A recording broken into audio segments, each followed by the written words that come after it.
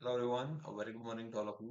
Student मृत्यु करें class 9th की पॉलिटी का चैप्टर नंबर 4 जिसका नाम है वर्किंग ऑफ द कॉन्स्टिट्यूशन। इस चैप्टर से आपके प्रीलिम साइज वाले में एमसीक्यू क्वेश्चन आ सकते हैं, तो इस चैप्टर को प्लीज अच्छे से सुनें। इस चैप्टर में फर्स्ट ऑफ ऑल हम देखेंगे कॉन्स्टिट्यूशन का क्या काम है एंड कॉन्स्टिट्यूशन की जो गाइडलाइन है तो हमारे कंट्री के लिए क्या कुछ रोल प्ले कर रही है, as well as major policy क्या क्या है इसके अंदर, देन डिसीजन मेकर्स कौन होते हैं, ये सारी चीजें हम इस चैप्टर में जानने वाले हैं। फर्स्ट ऑफ ऑल ओवरव्यू देगा कि democracy is not just about people electing their rulers. ऐसा नहीं कि सिर्फ आप इलेक्ट कर लोगे, डेमोक्रेसी के अंदर आपको कुछ रूल्स एंड प्रोसीजर भी फॉलो करने पड़ते हैं और आपको विद इन द इंस्टीट्यूशन और उसकी गाइडलाइन के अंदर काम करना पड़ता है। Working of such institution in a democracy, ये सब आप इसमें समझने वाले हैं। एंड जो तीन कंपोनेंट हैं, लेजिस्लेचर, एग्जीक्यूटिव एंड जुडिशरी, इनका क्या क्या काम है। देन उसके बाद समराइज करेंगे हम सारे के सारे चैप्टर को, institution in the earlier classes. ठीक है, ओके, चलो शुरू करते हैं इसमें। First of all, how is a major policy decision taken, कैसे कोई पॉलिसी का जो डिसीजन वो लिया जाता है। फर्स्ट ऑफ ऑल, अगस्त 13 1990 की बात की गई है। गवर्नमेंट ऑफ इंडिया ने एक ऑर्डर इश्यू किया था and it was called office memorandum, इसको बोला गया। And like all government orders यहाँ पे दिए गए and it had a number known that is home number, that is इतना and the joint secretary and officer in the parliament, sorry, officer in the department of personnel and training, ministry of personnel and public grievance के अंदर signed the order and it was quite short and barely 1 page का था। Look like any ordinary जो आपका circular होता है उसकी तरह दिख रहा था, जो अपने स्कूल वगैरह में देखा है। And government issue the hundred of orders every day of different matter, but this is one of the very important tha because it became a source of controversy for the several year। Let us look। यहाँ पे उन्होंने बताया कि 27% हम reservation देने वाले हैं for the socially and educationally black, जो आपकी बैकवर्ड क्लासेज हैं, for the civil post as well as services post. तो जो ओबीसी का रिजर्वेशन था उसकी अभी बात की गई है। सब्जेक्ट था कि reservation of the other backward class in civil post and 27% vacancies civil post, ये इनके लिए है। तो यहाँ पे जो बताया गया है एक बार इसको पढ़ लेते हैं। Multiple undulating society like our early achievement, objective of the social justice and unrest होगा हमारे कॉन्स्टिट्यूशन के थ्रू। एंड सेकंड क्लास जो कमीशन है कल मंडल कमीशन जिसको बोला गया था, establish by then government with the purpose, इन्होंने अपनी रिपोर्ट सबमिट की है 1980 को। ठीक है, गवर्नमेंट इज केयरफुली कंसीडर किया है इस रिपोर्ट को और इसकी रिकमेंडेशन भी हमने देखी है। और रिप्रेजेंट कंटेक्स्ट की तरह जो इसके बेनिफिट दिए जा सकते हैं उसको हम एक्सटेंड करेंगे to the socially and educationally backward classes को। And open the commission that are clear view है इसके एंड ये आउटसेट करते हैं सर्टेन वेटेज को provided to such classes in the union and public undertaking के अंदर। एंड इसके अकॉर्डिंग हम 27% रिजर्वेशन देने वाले हैं।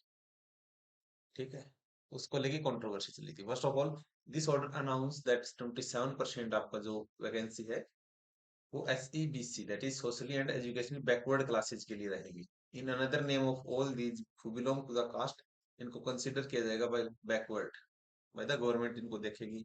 एंड बेनिफिट ऑफ द जो रिजर्वेशन है only to the scheduled caste, उस टाइम में जो शेड्यूल कास्ट थी एंड शेड्यूल ट्राइब को था, बट नाउ एक थर्ड कैटेगरी यहाँ पे ऐड कर दी गई थी। एंड ओनली पर्सन जो इससे बिलोंग कर रहे हैं वो इसके लिए बेनिफिट है, अदर कोटा के जो स्टूडेंट है वो इसके अंदर नहीं आ सकते।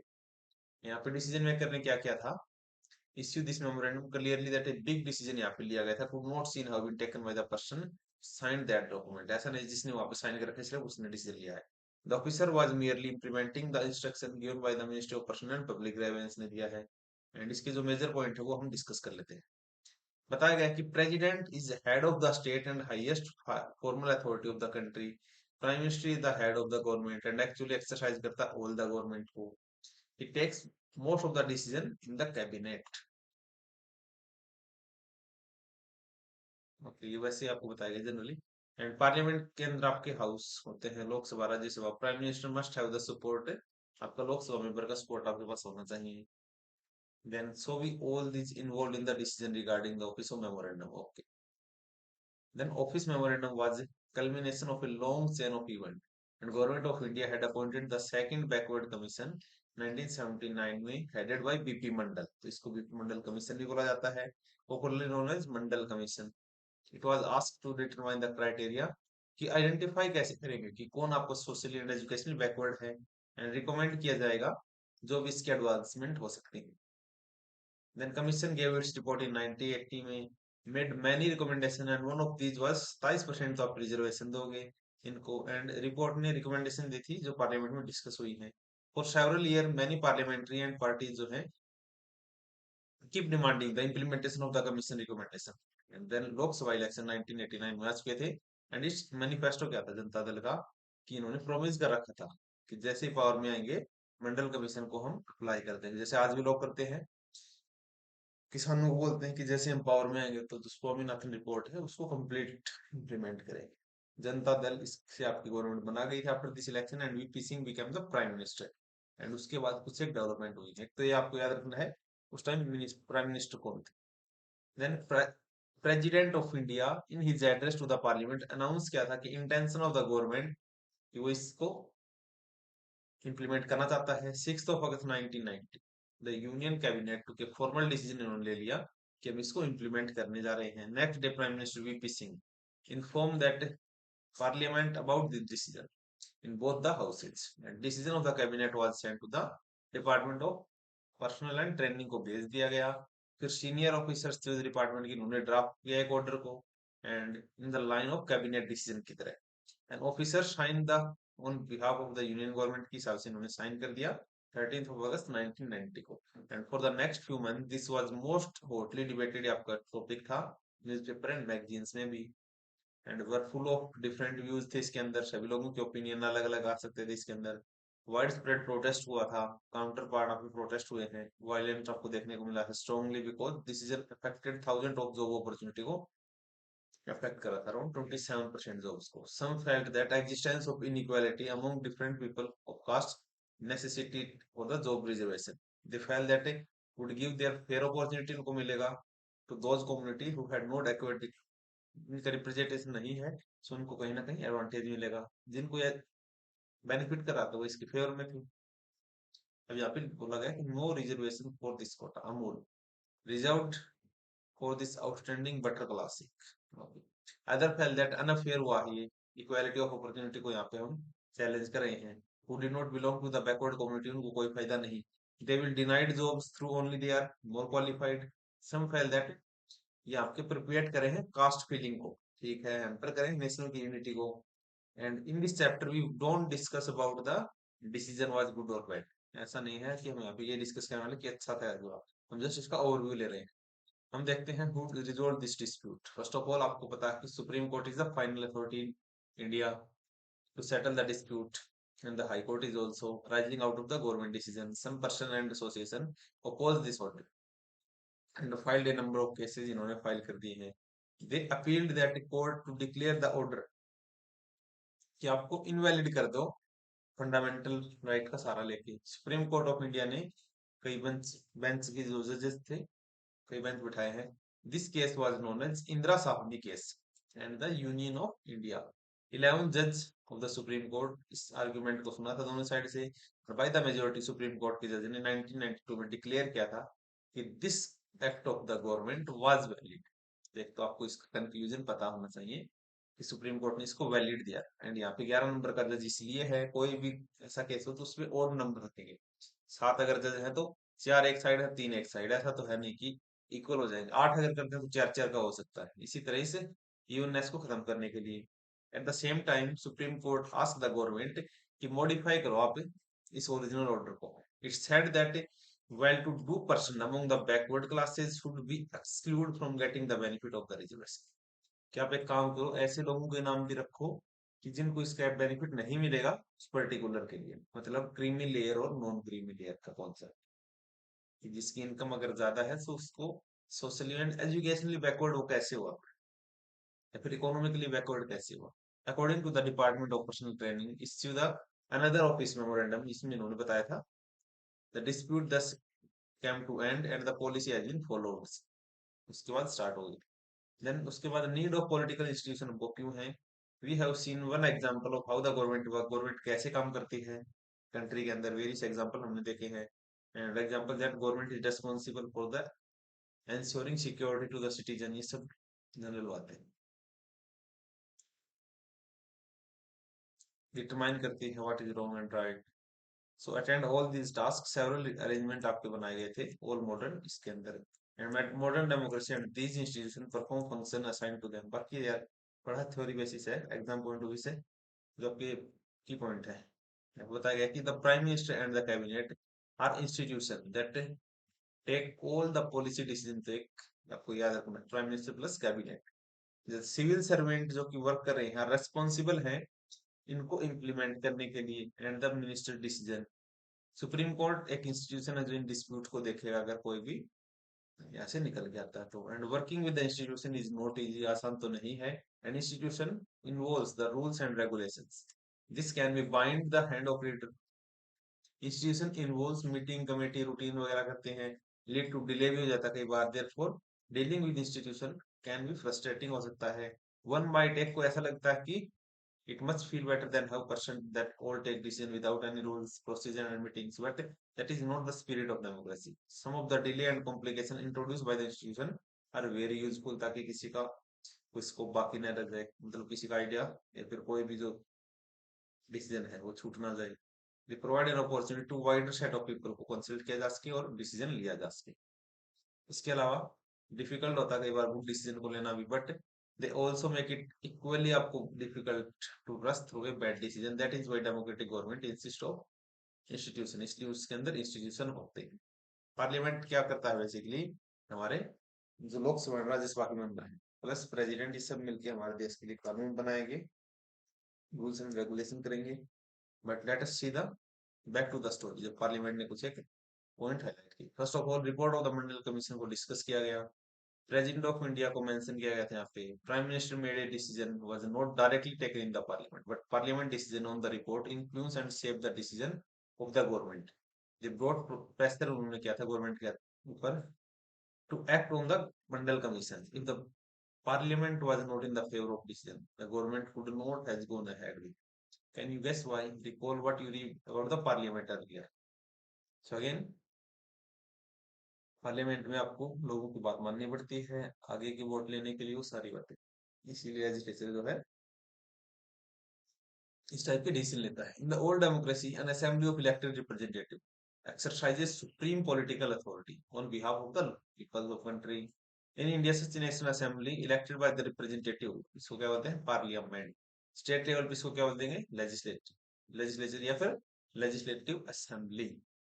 The name may vary in different country, but such an assembly exists in every democracy।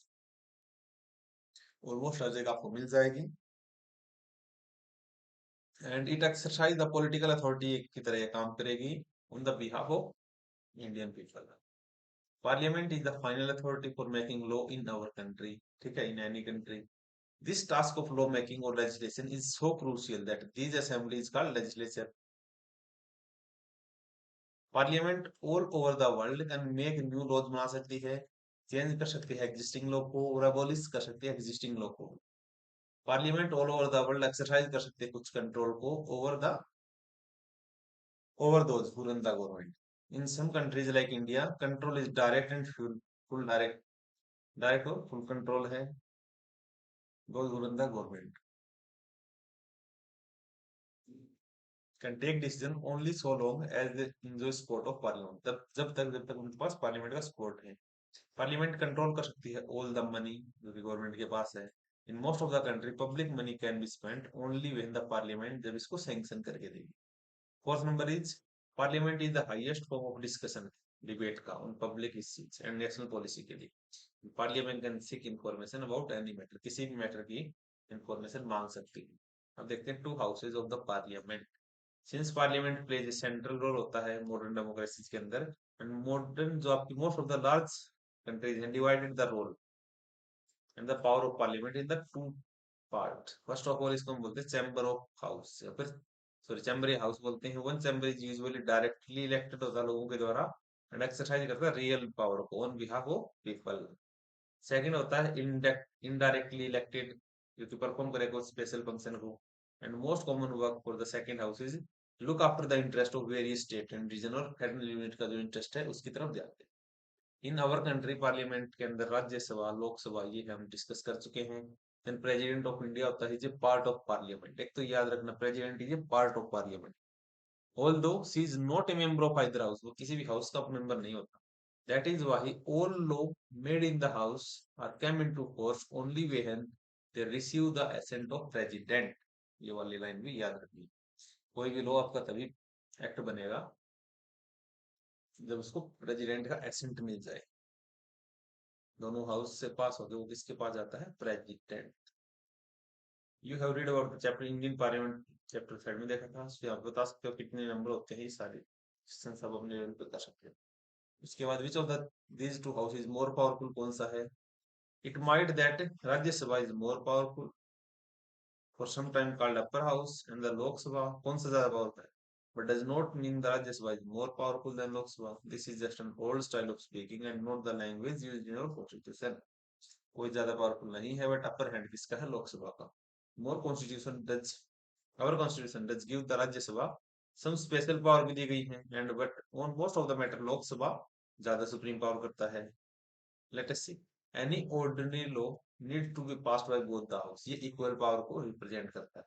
But if there is a difference होता है between the two house, final decision किसका माना जाएगा? जॉइंट सेशन के थ्रू, जिसमें ज्यादा नंबर किसके होते हैं? लोकसभा के मेंबर के। Because the larger number of members, the view of Lok Sabha is likely to prevail कर जाएगा, ऐसा लगता है। उसके बाद Lok Sabha exercise more power in money matter once the Lok Sabha passes the budget, government or any other money bill को related to the law, Rajya Sabha can not reject it. वो इसको रिटर्न कर सकती है या फिर 14 डेज तक अपने पास रख सकती है या फिर कुछ सजेस्ट कर सकती है चेंज को, लेकिन लोकसभा इसको माने या ना माने ये उनका डिस्क्रिप्शन है, एंड आफ्टर 14 डेज इसको पास मान लिया जाएगा। थर्ड क्या है आपका मोस्ट इंपोर्टेंट? लोकसभा कंट्रोल करती है काउंसिल ऑफ मिनिस्टर को। Only A person who enjoy the support of the majority in the member of Lok Sabha is appointed by the Prime Minister, and if the member of the Lok Sabha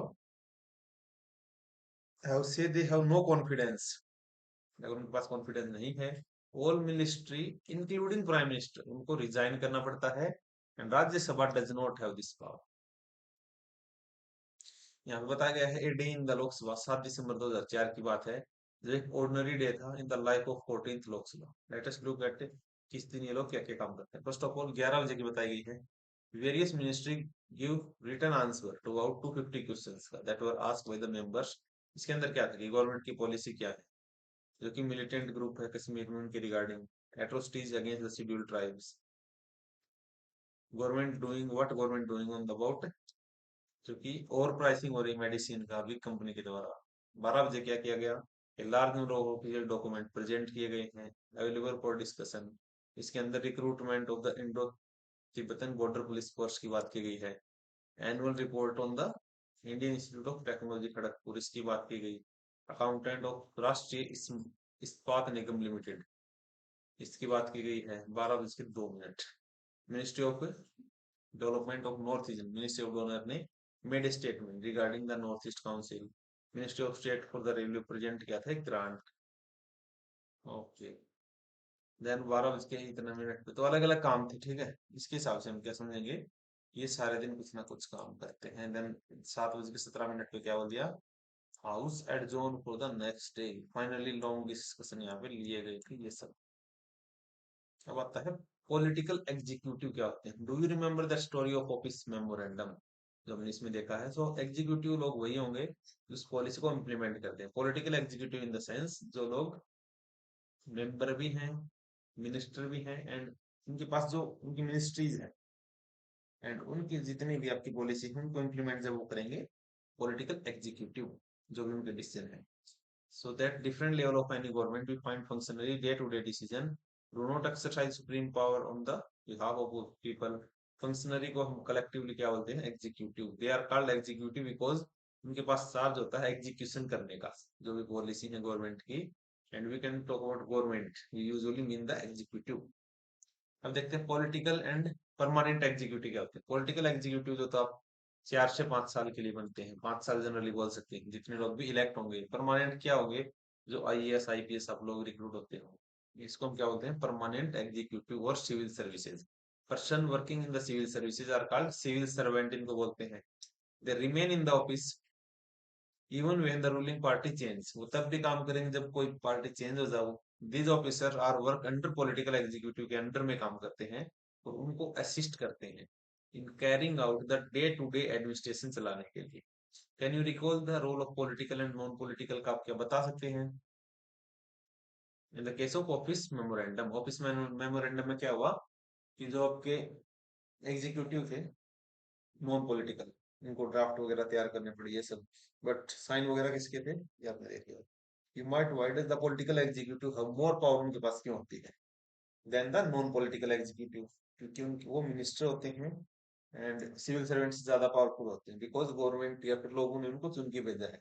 An advisor working in the finance ministry know more about economics than the finance minister, से ज्यादा वहां पे जो economics department में काम करा है वो ज्यादा जानता है। But sometime the minister may know very little about the technical matter that came under the ministry.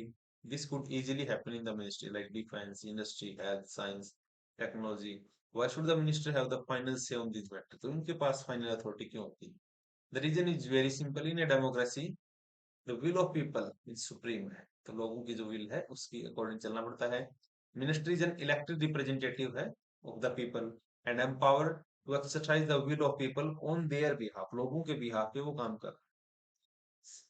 C is finally answerable है लोगों के लिए for all the consequences of a decision.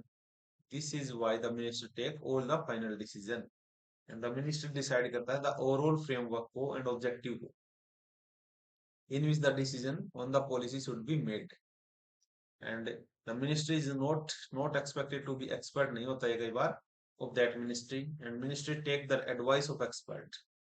the ministry क्या करता है advice लेता है expert की on the technical matters, but very often expert hold different opinion भी होते हैं, place before her and more than one option, depend करता है on what the overall objective ministries पे decision ले। and actually this happens in large organization के अंदर ऐसा हुआ है।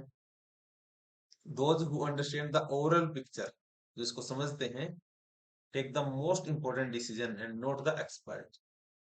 Expert can tell the route, but someone with a large view decide the destination. In democracy elected representative भी ऐसा काम करते हैं, ठीक है, इलेक्टेड मिनिस्टर। अब देखते हैं प्राइम मिनिस्टर और उसकी काउंसिल। उससे पहले the race to become a minister is not new. Here is a cartoon दिखाया गया, डिपिक्ट करा कि कैसे लोग मिनिस्टर बनने के लिए भाग रहे हैं 1962 के इलेक्शन में। एडिशन और सब्सट्रैक्शन, तो ऐसे लोग अपना नाम लिखवाने के लिए।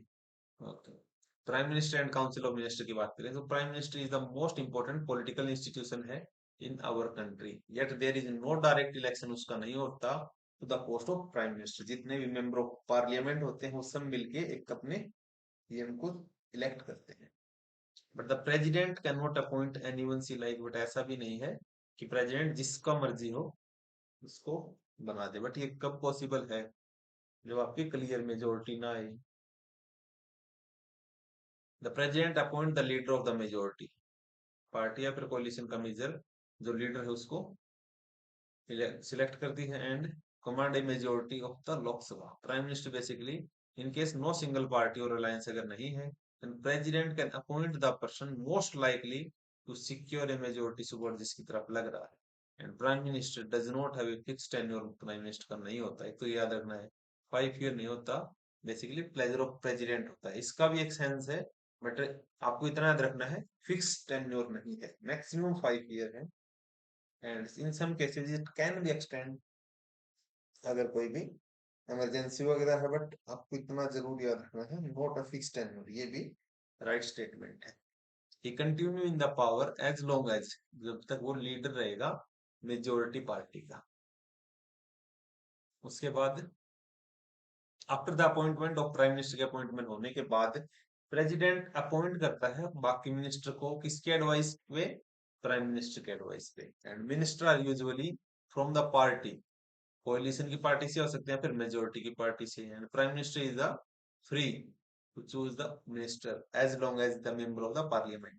Sometime a person who is not a member of parliament, ये भी एक मिनिस्टर बन सकता है, बट उसको क्या करना पड़ेगा 6 month के अंदर मिनिस्टर बन के आना पड़ेगा या फिर मेंबर ऑफ पार्लियामेंट इलेक्ट होकर आना पड़ेगा। Council of ministries official name और बॉडी जिसके अंदर क्या क्या आते हैं all the minister, usually 60 to 80 people are there in council of minister of different rank.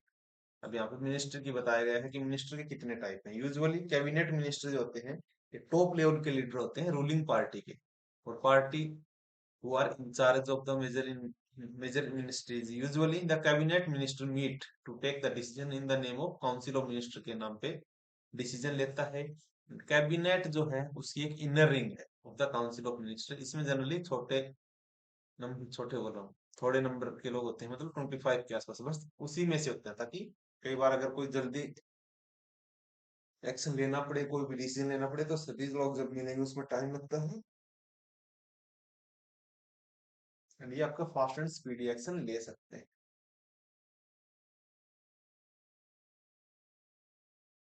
उसके बाद आते हैं minister of state with independent charge. Basically ये आपकी usually in charge of smaller ministry के चार्ज होता है इनके पास।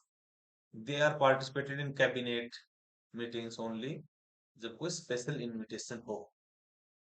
उसके बाद मिनिस्ट्री ऑफ स्टेट क्या होते हैं, attached and require assist the cabinet minister को असिस्ट करने के लिए मिनिस्ट्री ऑफ स्टेट होता है। Since it is not practical for all the ministers to meet the regular and discuss everything, the decision are taken in the cabinet meeting. This is why parliament democracy is known most in the most country. इसको हम cabinet form of government भी बोलते हैं। And the cabinet work as a team की तरह ये काम करेगी। And minister may have different view हो सकते हैं and opinion, but everyone has own up to every decision of the cabinet। ऐसे ये लोग बैठ के बात करते हैं। No minister is openly criticise and decision of the government, criticise नहीं कर सकते। And if it is about the other about ministry और department, every minister has secretariat उसके पास होता है, जिसके अंदर कौन रहेंगे, सिविल सर्वेंट। एंड ये सेक्रेटरी जो है प्रोवाइड करवाएंगे नेसेसरी बैकग्राउंड इंफॉर्मेशन को to the minister to take the decision. Cabinet as a team is assisted by cabinet secretariat. Cabinet secretariat जो है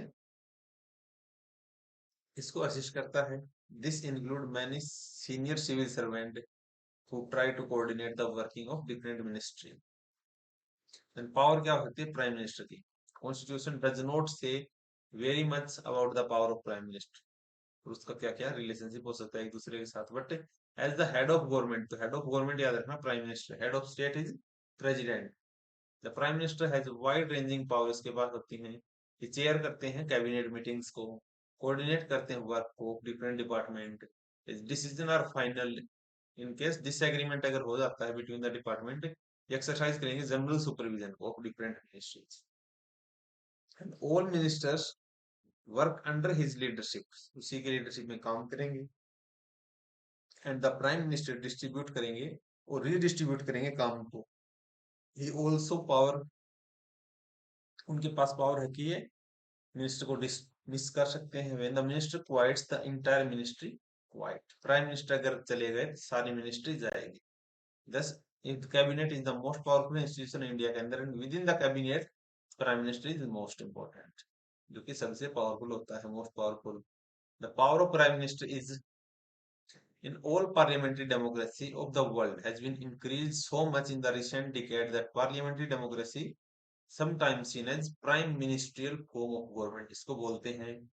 As political parties came to play a major role in the politics, the prime minister control करते हैं cabinet and parliament through the party।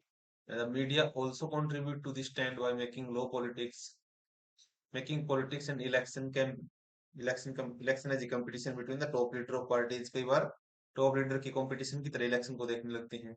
In India we have seen such a tendency toward the concentration of power in the hand of prime minister। जैसे Jawaharlal Nehru first prime minister बने थे, exercise की थी enormous authority को, because उनका अच्छा influence था over the public. Indira Gandhi was also very powerful leader compare to उनके कलीग के हिसाब से।